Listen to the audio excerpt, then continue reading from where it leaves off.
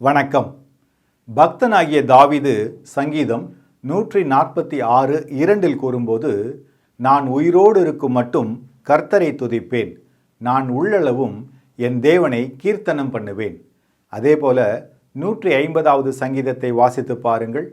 அல்லேலூயா, தேவனை அவருடைய பரிசுத்த ஸ்தலத்தில் துதியுங்கள், அவருடைய வல்லமை விளங்கும் ஆகாய விரிவை பார்த்து அவரை துதியுங்கள், அவருடைய வல்லமையுள்ள கிரியைகளுக்காக அவரை துதியுங்கள், மாட்சிமை பொருந்திய அவருடைய மகத்துவத்திற்காக அவரை துதியுங்கள், எக்கால தொனியோடே அவரை துதியுங்கள், வீணையோடும் சுரமண்டலத்தோடும் அவரை துதியுங்கள், தம்புரோடும் நடனத்தோடும் அவரை துதியுங்கள், யாழோடும் தீங்குழலோடும் அவரை துதியுங்கள், ஓசையுள்ள கைத்தாளங்களோடும் அவரை துதியுங்கள், பேரோசையுள்ள கைத்தாளங்களோடும் அவரை துதியுங்கள், சுவாசமுள்ள யாவும் கர்த்தரை துதிப்பதாக.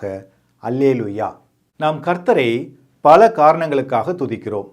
அவர் ஆவிக்குரிய சகல ஆசீர்வாதத்தினாலும் நம்மை ஆசீர்வதித்ததற்காக, அவர் எப்பொழுதும் நம்மோடு இருப்பதற்காக, நம்மை குணமாக்கினதற்காக, அவர் நமக்கு செய்த நன்மைகளுக்காக, நம்முடைய எல்லா காரியங்களையும் வாய்க்க செய்ததற்காக, இன்னும் அவருடைய மகத்துவங்களை எல்லாம் எண்ணி துதிக்கிறோம். அவருடைய மகா பெரிய வல்லமையுடைய கிரியைகளை எண்ணி துதிக்கிறோம். கர்த்தர் எல்லாவற்றிலும் நமக்கு ஜெயம் கொடுத்ததற்காக துதிக்கிறோம். இப்படி எத்தனையோ விஷயங்களுக்காக நாம் கர்த்தரை மனதார துதிக்கிறோம்.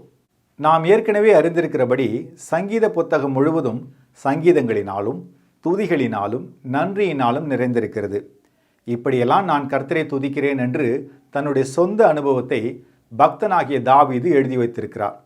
சங்கீத புத்தகத்தில் பல அதிகாரங்களை நம்மால் பார்க்காமலே சொல்ல முடியும். உதாரணமாக சொல்ல வேண்டுமென்றால் சங்கீதம் 23, கர்த்தர் என் மேய்ப்பராயிருக்கிறார், நான் தாழ்ச்சி அடையேன். அதே போல சங்கீதம் 91 பாருங்கள், உன்னதமானவரின் மறைவில் இருக்கிறவன் சர்வ வல்லவருடைய நிழலில் தங்குவான் என இன்னும் பல அதிகாரங்கள் நமக்கு தெரியும்.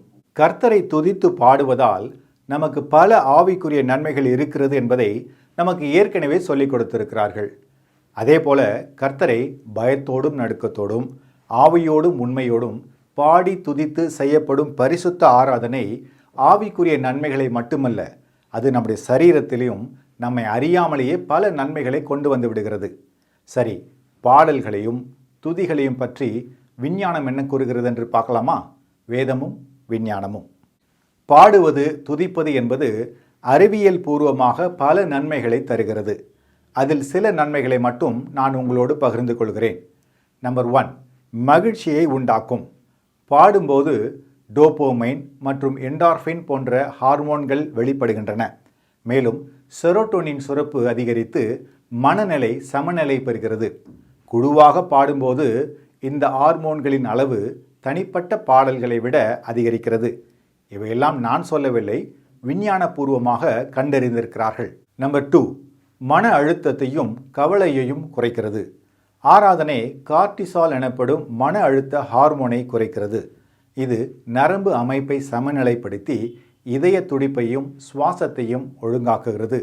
மேலும் உயர் இரத்த அழுத்தம் குறைய வாய்ப்பிருக்கிறது. நம்பர் 3, மூளையை பாசிட்டிவாக வைத்துக் கொள்கிறது.